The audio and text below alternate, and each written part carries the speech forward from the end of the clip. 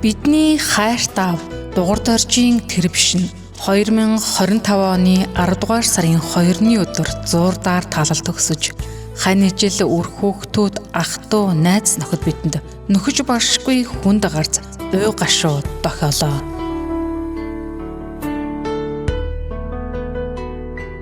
Бидний аав тэр биш нь 1965 оны 7 дугаар сарын 2-ны өдөр Дорнот аймагт Хэрлэн голын хөвөнөө дугаар доржийн 2 дахь хүү болон мэндэлсэн.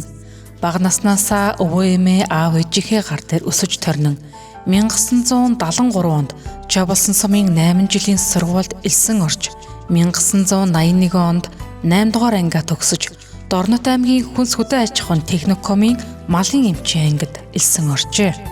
Суралцах хугацаанд 1984 онд цэргийн албанд татагдан артиллерийн мотобуудлын 120 дугаар ангид 3 жилийн алба хааж цэргийн эрдэмт гарамгаа суралцсан онц буудагч цол тэмдэгтнэр шагнуулж байлаа.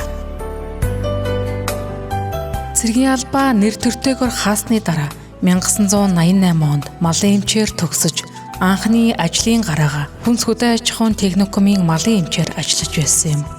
1990 онд сумын боловсон хүчний дутагдaltaй улмаас Чабалсан сумандаа ирж малын эмч малчнаар тасралтгүй ажиллаж байлаа.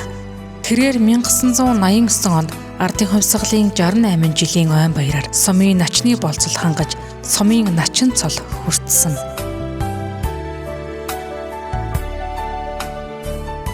Бидний хайрт аав хань хайрт дүү хайрт ах минь ажиллаж хичээнгүй нүр их хөдөлмөрч ажилсаг нөхөрсөг хамтаж нэгэн байлаа.